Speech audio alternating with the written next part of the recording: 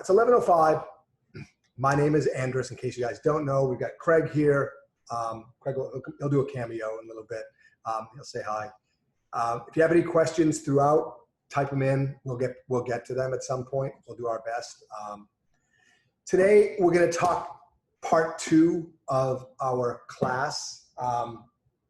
We thought we would start with a little Q&A because hopefully a lot of you attempted to make your starter or start it last Wednesday and feed it every day.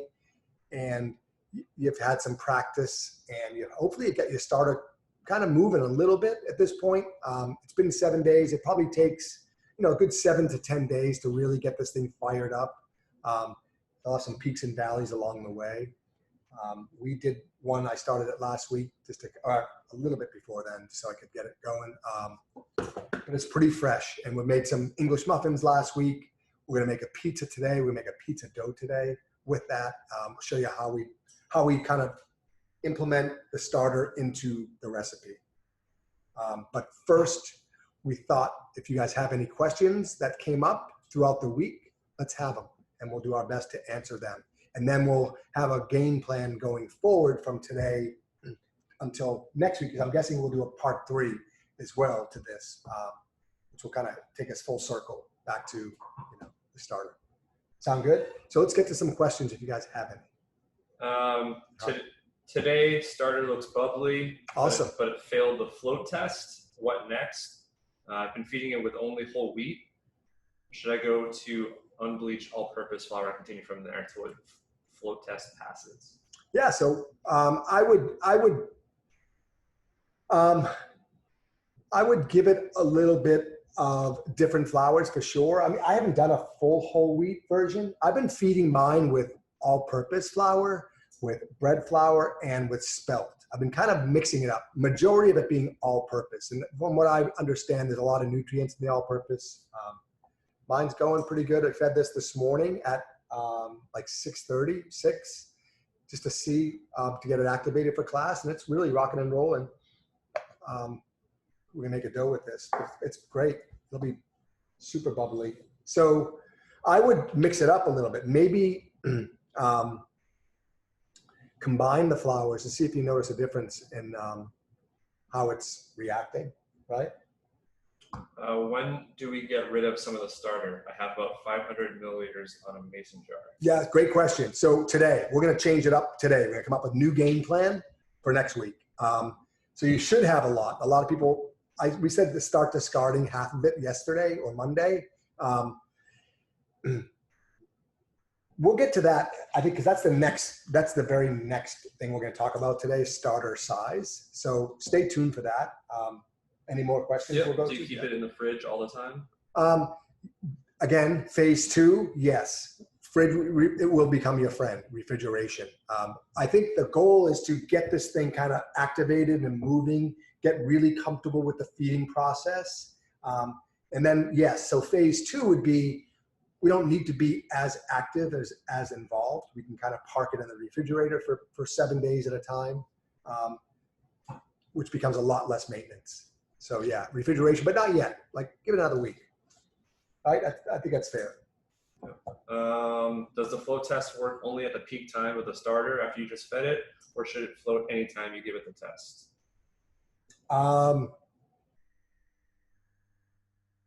I think it should, I float every time you do it, right? I mean, I feel as though, every time, that's why we use the rubber band to see how this thing is going, right? And that thing's moving pretty good, right? So why do I have water standing on top even if I follow the 50-50 addition? You can mix that in or pour it out. I know people go both ways.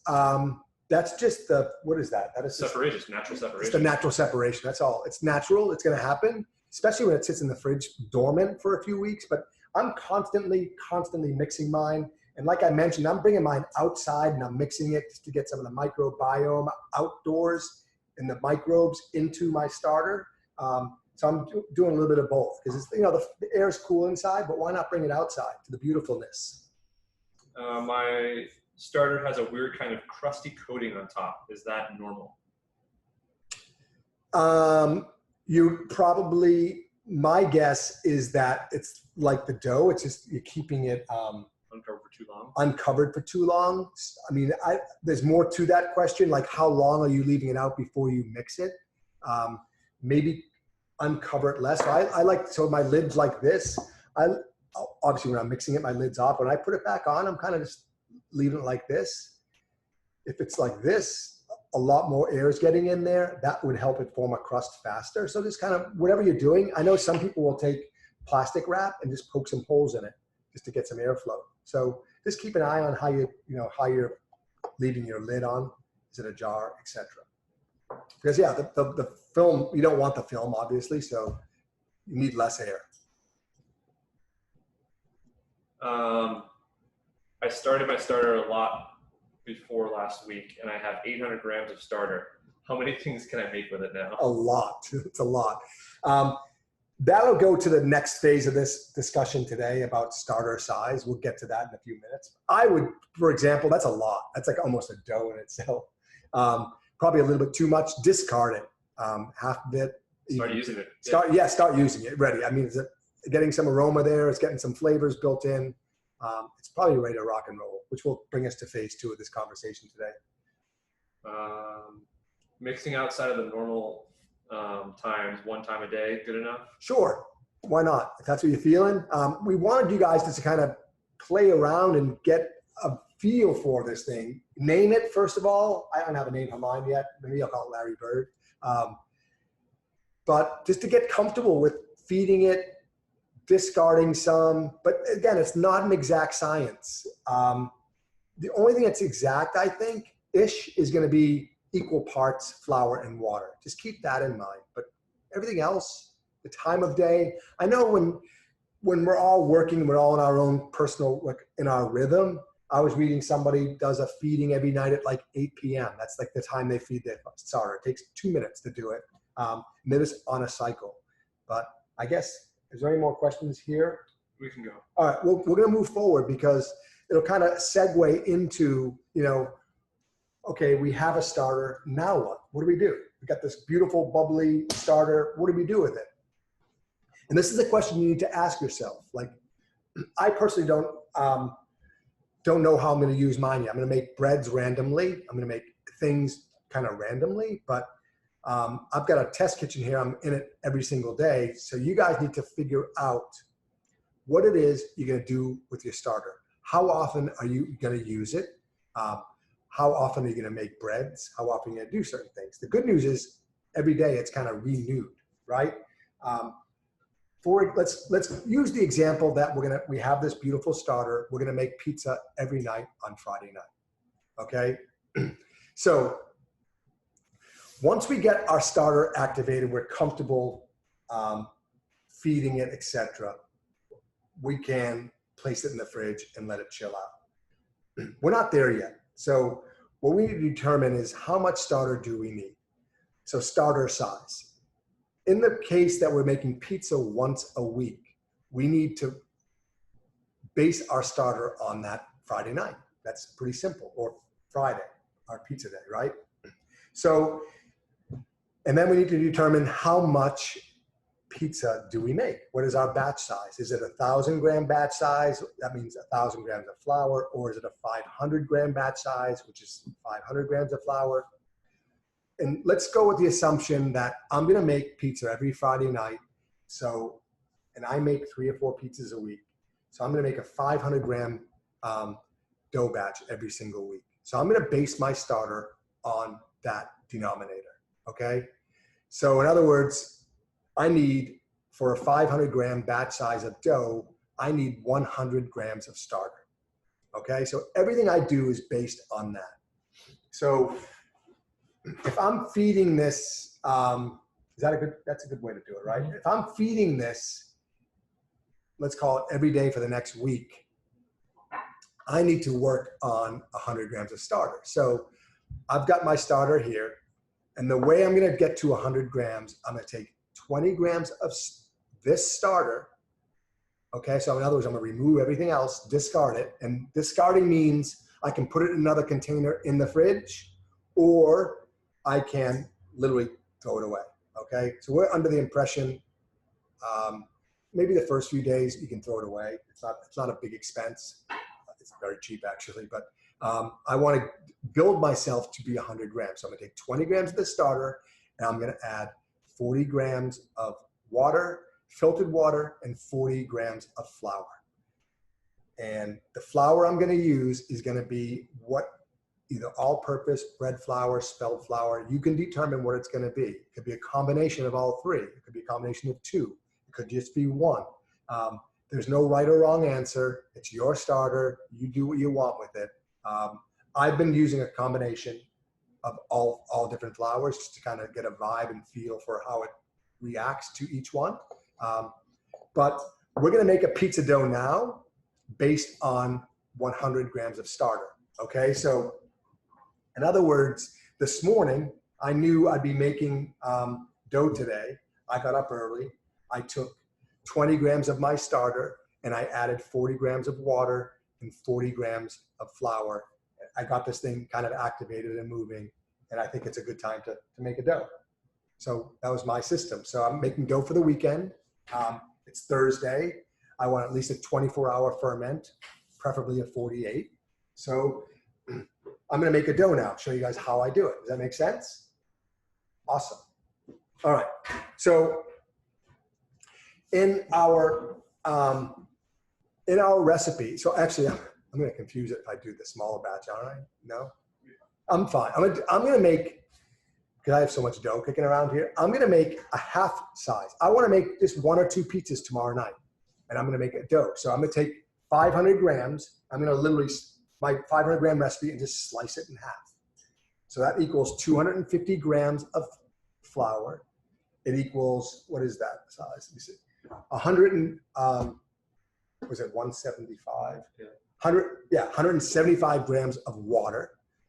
It is 8 grams of salt, and typically be a half gram of yeast, but I'm going to substitute, right?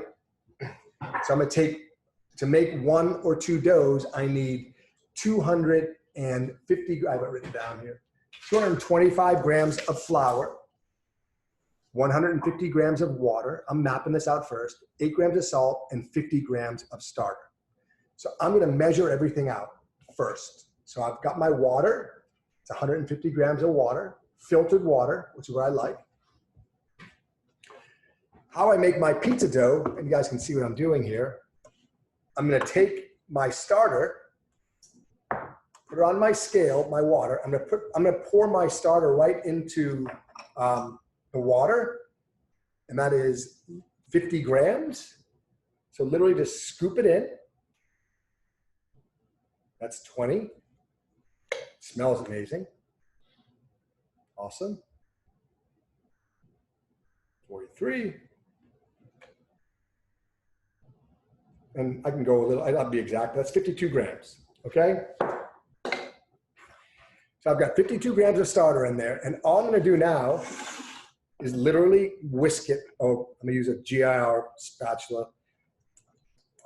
This water just helps it kind of disperse a little better than putting it with a dry flour. You can see it, it's just a form, just kind of mixing it in.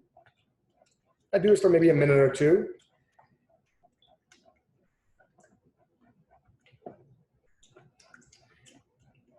And it looks like a creamy, look almost like mud almost, like mud water, right? We'll call it starter water. All right. Now what I'm gonna do is put this on my scale, tear it out, and I'm gonna add 225 grams of flour. Take my scoop, give me a whisk. I'm gonna add 225 grams of bread flour right into my mixture.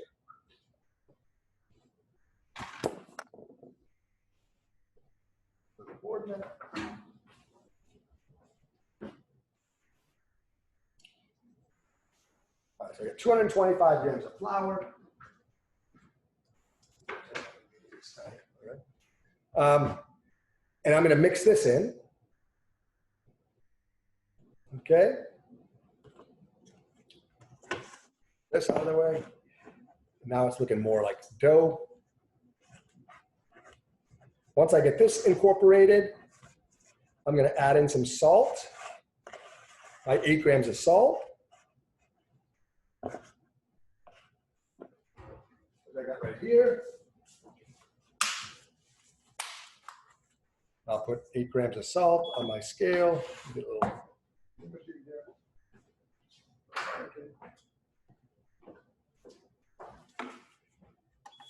And 8 grams of salt, which is not a lot. I love salt in my dough.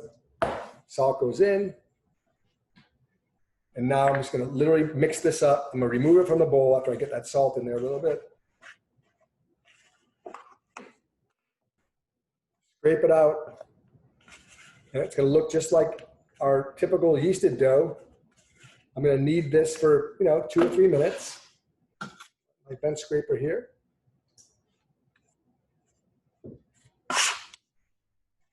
I'm lightly pressing. It's going to feel the same as it does with dough. It's maybe a little, the water is going to incorporate a little faster to be sticky. Press it in. I do this for maybe 2 or 3 minutes. I'm just making sure there's no clumps of flour in here.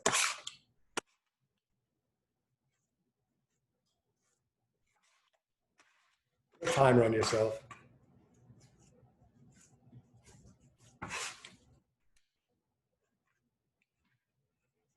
Very sticky. That's okay.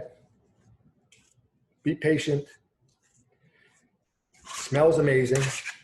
After 2 minutes, I've got my bulk of dough. I'm going to take this bulk of dough, put it back in my Cambro. Okay, it's great. And then what I'll do is I'm going to cover this, and I'm going to let it proof for overnight, or I should say 24 hours. And so I did this yesterday for class today. I did probably about 10 hours at room temperature, and then I moved it into the fridge because I wanted to finish it in the fridge, cold fermenting. So I did a 24-hour dough for today's Zoom class. The reason I did it cold, I always end cold because the dough, as wet as it is, it's a lot easier to handle when it's wet, when it's cold. So when I make my dough balls, it's a lot less sticky on my hands. I'm more efficient. I urge you guys to try that. So room temperature dough, as you know, is super sticky, right? And if we do it by cold, it eliminates that problem. Much easier to handle. So cover it up, let it proof. It's 11:30 now. Before I go to bed, I'll put this in the fridge tomorrow, or maybe even for 2 days. That's the nice thing about the bulk. I can keep it in the fridge. Tomorrow's Friday? Thursday. Tomorrow's Thursday. I can keep it until Friday night, and I'll have a 2-day dough, sourdough. It'll be legendary, right? Legendary. Confirm. All right. Somebody wash my hands up quick. Like, any questions, Chef? A lot of just recipe stuff. Okay. Got it. Amounts for 4 pizzas, amounts for more. Covered in the fridge, uncovered in the fridge. Oh, definitely covered. In fact, I was just getting my lid. Definitely covered. This is not sourdough starter. This is dough. If we don't cover it, it will form a crust, which we don't want. And there's ways we could fix that too, but we don't want the crust. Cover it up, room tight. This is going to double in size. Likely before I go into the fridge at night. You might want to keep it in a warm place. I stuck this in the oven yesterday, and it literally almost doubled before I went to bed. So naturally, which is cool, right? So there's a cool factor. And we're gonna make a pizza in a few minutes. What's that container? This is it's called a Cambro, C-A-M-B-R-O. And this is a 2-quart, which is a really nice size for home. I can fit up to about 500 grams of flour. So it's about 900 grams of dough. Before, it'll double in size it won't blow the lid off, but it comes pretty close. So I use this for English muffins, for, making 3 or 4 pizzas at a time. This is awesome.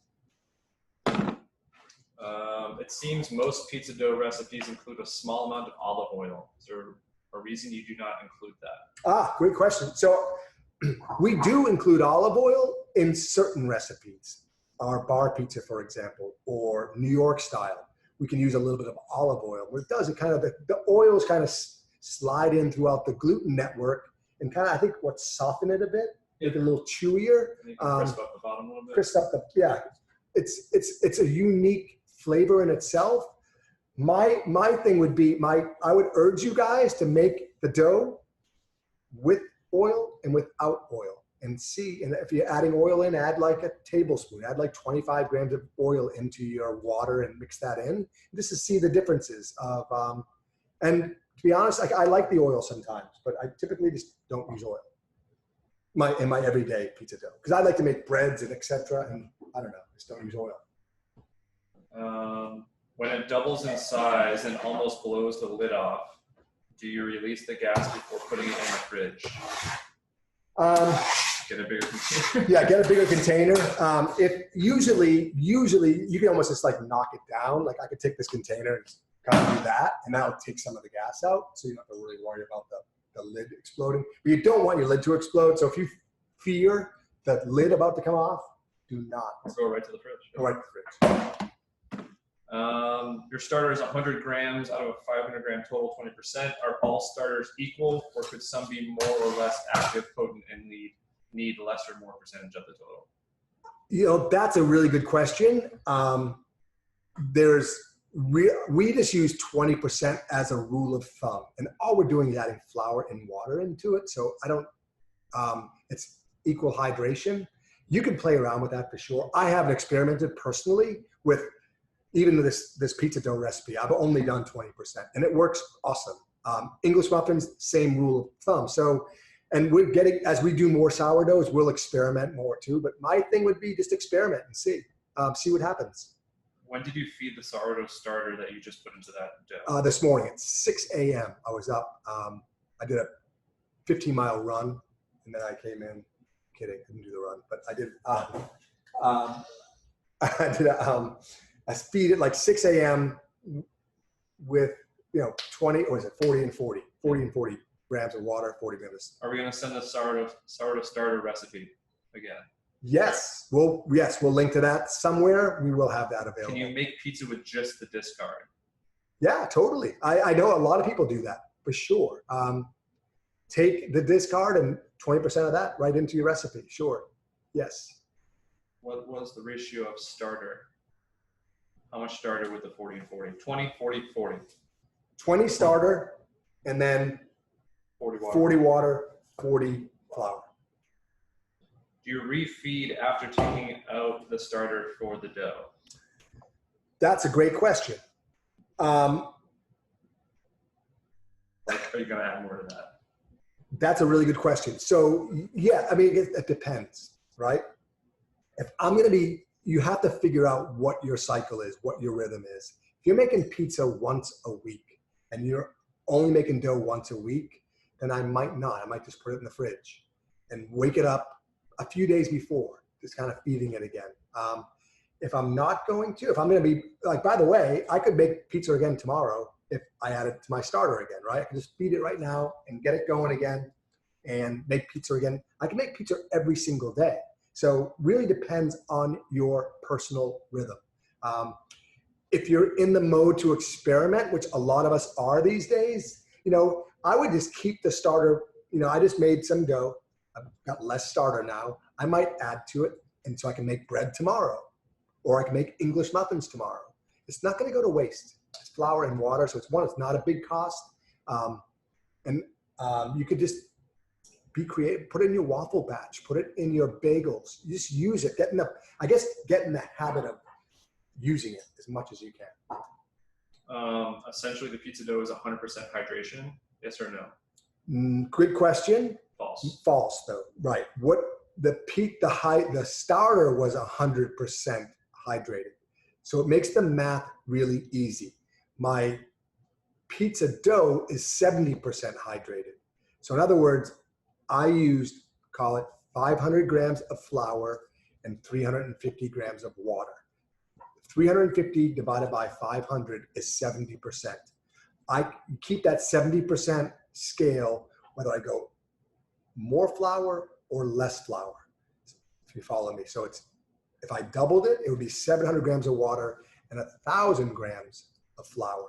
Now, when I incorporate my starter, I know that's 100% hydrated because it's equal parts flour and water.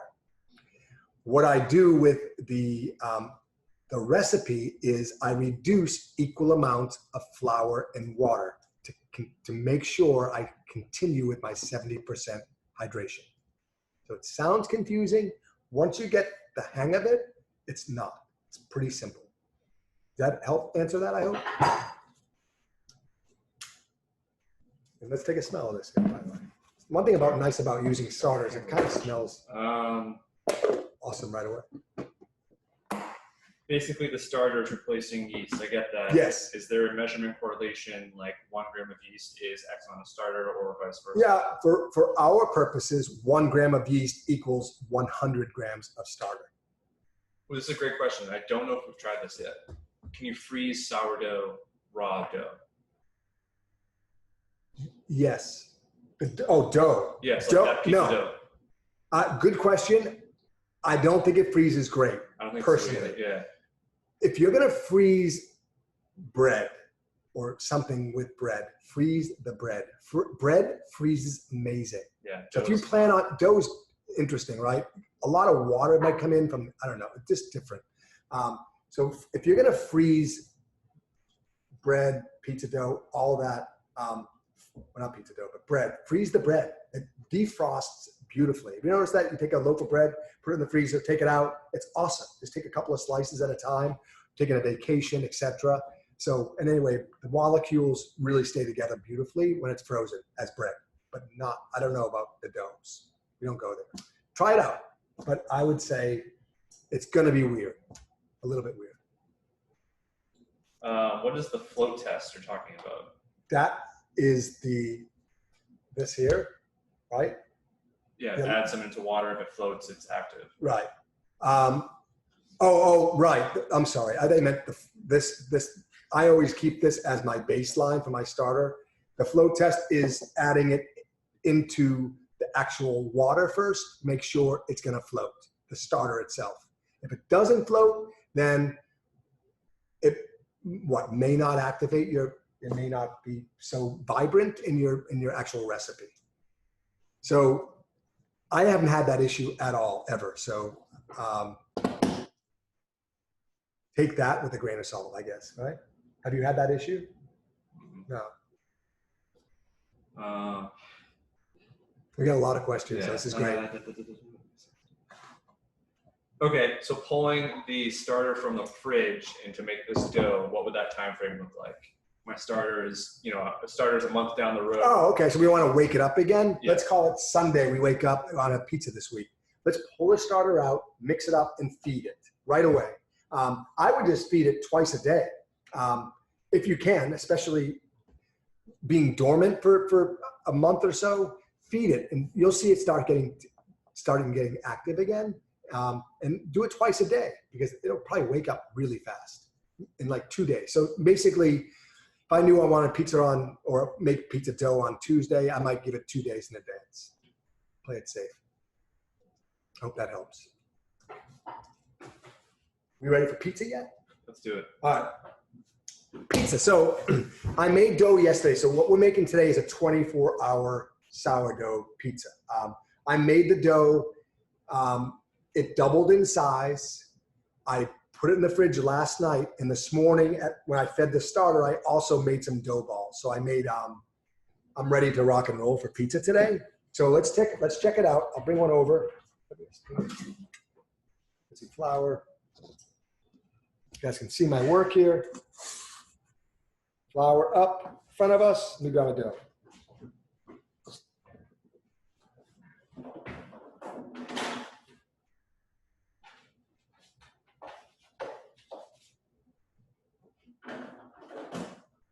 So this is my dough. I balled this up at like 6 a.m. So it's relaxed now. The glutens are kind of chilled.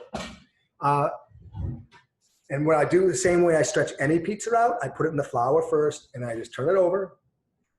And will you take it? Like this whole setup. And I'm going to, just like any dough, I'm going to,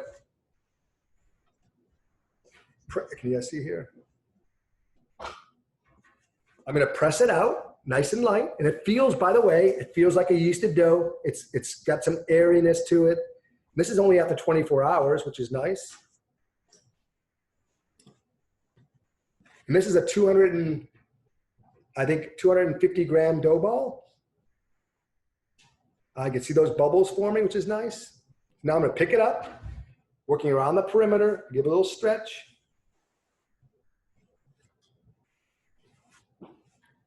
When I get to be about the size I want, okay, now I'm going to grab a paddle, pizza paddle. I'm going to lightly dust this.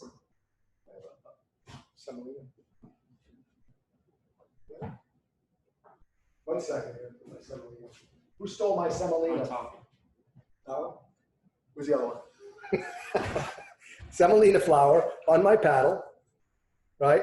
And I use a combination of semolina and regular flour. And that'll be those are my ball bearings. I'm gonna place my dough on top of my paddle. Looks kind of nice, right? There's some bubbles forming.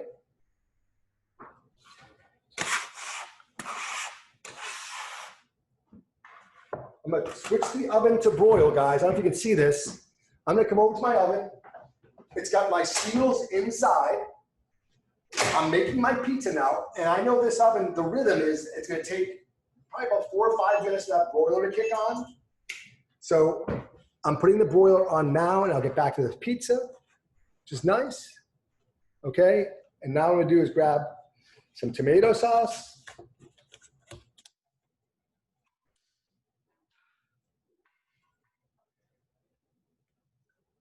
Put it on top, boom.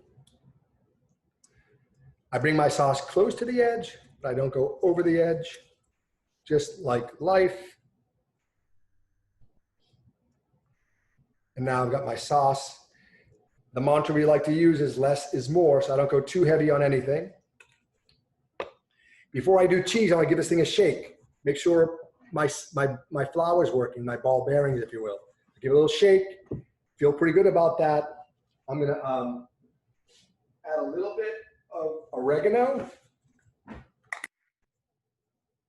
Off fast again. Not going to look good. But, little oregano. A little bit of Parm Reggiano underneath the cheese.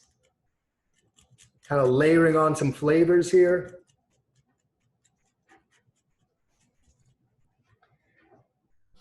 And now what I'm going to do is I'm going to take some Fontina cheese. I'm just going to grate it right on top. How's that broiler doing? Is the broiler on? Not yet? Perfect. Perfect. The broiler is kicking on, so I cheese it up. I don't have a lot of cheese, right? I'm going to do anything else. I'm going to give it a shake again. It's loose. Now I know I can go back into the oven. We know the broiler's kind of kicking on right now, which is great. So I'm going to take the peel to the back of the hot baking steel and shake it off. Turn the oven off. Close the door. I need the timer on the, and now it's important because I got the broiler on. Boom. I'm going to go about 2 minutes on my timer. What that's going to do is make sure I don't burn the top because that broiler kicking in. Right off. After 2 minutes, I might give this a little rotation and then finish it. I'll turn the broiler off, maybe another 90 seconds. We'll have a 30-minute sourdough pizza. It's going to be amazing, I think. If it's not, I didn't make it. Someone else did. All right. Any questions, you guys? Started the sourdough last week with you, and I've been feeding it the 50-50 and discarding. When can I start putting it into the fridge, and do I need to continue to feed it every day in the fridge? I would no. Once it goes in the fridge, the idea is it goes dormant, so you can kind of chill out. I'd like to go for. I would figure out over the next few days what your batch size is going to be. Like, are you making pizza once a week? How to determine how much starter you actually need? That's a really important question to ask yourself. Am I making bread on Monday and pizza on Fridays? how much starter do I need in each of those? Is it 100 grams? So base what you're doing on 100 grams of starter. So you don't, right? You don't need more than that. You don't need 500 grams of starter if you're making 4 pizzas a week, in other words, right? Right. Good. Good question here. Uh-oh. From Miss Sharon. She wants to know what the pizza is cooking on. Is it just sitting on an oven rack or is it something else in the oven? Oh, geez, do we forget about that? We have our, most importantly, I forget that we actually sell a product here sometimes, but we actually make all of our pizzas on a baking steel. A baking steel essentially goes on your oven rack. It's a pizza stone made out of ultra conductive steel. So it's helping us make a pizza in literally 3 or 4 minutes because the steel conducts energy so well, it blasts right back into that dough, which is mind-blowing. Let's take a peek at this thing. After 3 or 4 minutes, look at, it already looks really good. I'm gonna turn, is that boiler even still on? It's not. So I'm gonna turn the oven on for maybe another 2 minutes and we're gonna be done. And we'll have our first sourdough pizza baked on a baking steel. What temp are you baking at? 500 degrees Fahrenheit. Preheated my baking steel inside the oven for 1 hour first. And then as I made the pizza, I switched it to broil and I cooked it under the broiler for the first 2 minutes. My broiler is actually off now, so it's not even working anyway. So it's a 4-minute bake essentially at 500 degrees Fahrenheit. What's on your wrist? This is actually a baking steel. Oh, you guys can see this. Oh, we can see it. It's a baking steel band. It's made out of high temp silicone. So when I'm baking breads or cooling my breads, I'm gonna show you guys how it works here. I put it essentially on, and I put my bread on top of it, and it helps it cool. Why they're made out of high temp is because I put it in the oven for my breads, so I don't get the bottoms of the breads too hot. This bracelet elevates it off the steel for the last half of the bake, so I get a really crispy brown, and we'll get more into breads too, but cooked beautifully. Do you have a recommendation for a pizza peel? Yeah, great question. Pizza peels come in wood or metal. We find for home pizza makers, wood is much better because the wood helps absorb some moisture. So we definitely recommend wood. How long do you let your dough ball rest? That's a good question too. I've made these dough balls at 7 a.m. this morning, 6 a.m. this morning. So they've been resting at room temperature for 4 hours. And I think that's a good amount of time. You want the glutens to really chill out. Let's check this thing out. Yeah. It looks pretty awesome. All right, let's remove this out. It's gorgeous. How does the ball look good? So you can see our sourdough pizza looks amazing. Underneath, cooked really well. Probably, is it cooked? Oh yeah, beautiful. See that? Cooked awesome. Hot, so be careful. What we can do now is add a little basil to it, right? A little on top. And as a finisher, I might want to put some more Parmigiano on top as well. Gorgeous, right? And we're good. We're ready to rock and roll. Look amazing. Looks amazing. Oh, it smells good too. Can't wait to devour this. Underneath, beautiful. Smells really good too. Anybody else have any questions? Recording of the class available later? Yes, we're going to record this up. We have to go through a download. It takes a few minutes, but we will download this, put it back onto YouTube, and you can follow us on YouTube at Baking Steel. And then we will also put it up on our Facebook page later on, and I might link to it on our Instagram page at Baking Steel as well. Why did you use fontina instead of mozzarella? Last question. Great question. I actually prefer, I love fontina. It just melts really nice. I love my old Wonder Shredder. It just makes these really big threads of cheese like this. And I just love the way it melts. But tomorrow I might change my mind and like mozzarella better. Sourdough bread. Yeah, same. You know, maybe we'll do bread next week. Same principle. Make your sourdough, adjust it. You know, there's a lot of recipes now. We'll start adding some to our blogs as well about how to convert them or how to use sourdough into your breads. Yes. Awesome. You guys totally rocked. Thank you guys. If you have any questions, info@Baking Steel. I'm Andres @Baking Steel. And we have Craig @Baking Steel.